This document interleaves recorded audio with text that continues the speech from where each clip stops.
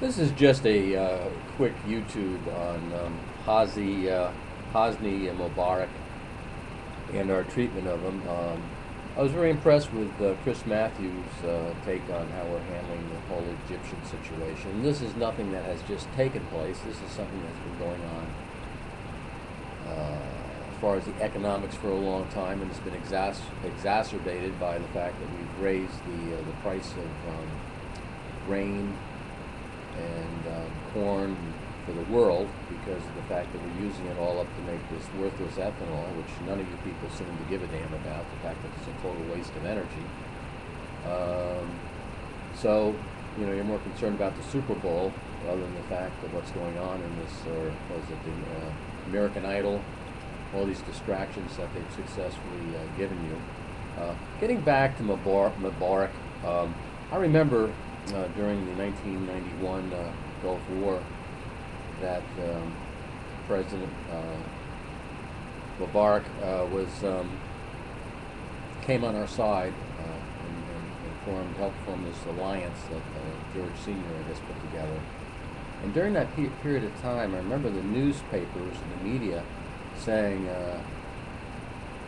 Mr. Mubarak, Saddam Hussein has said you're a dead man, that by doing this you've sealed your fate, you're going to be assassinated and all this sort of stuff.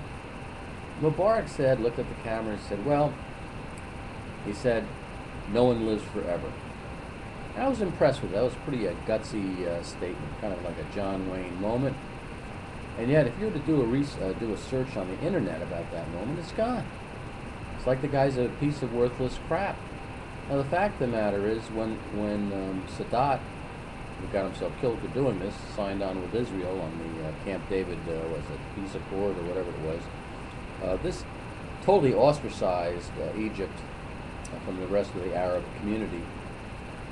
And it was a very, for whatever reason, for whatever money, the fact of the matter is, the simplest thing would have been to just go along with the rest of the Arabs, whose prime focus was the annihilation of Israel. And Sadat paid with his life for doing that. No one seems to want to talk about that. And after he was assassinated, Mubarak took control. So the fact of the matter is, it comes down to, like, what have you done for us recently? Sure you signed on and helped us with the Persian Gulf War, and sure you withstood the threats of Saddam Hussein, who said he was going to kill you, have you killed by the rest of the Arabs, and they still might do that before it's all said and done. But he survived 3 assassinations attempts.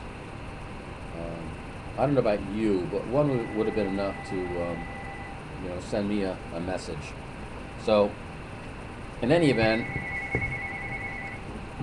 I would really like us to really look at this whole Egyptian situation not as someone who has been a total waste of time, but I challenge you to find anything on the internet about Mubarak defying Saddam Hussein when Saddam Hussein said you're a dead man, and you find anywhere where Mubarak said no one lives forever.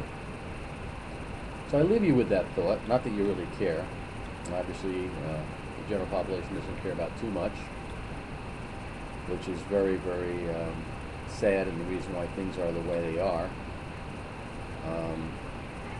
So anyhow, that's it for this morning's rant. Take care.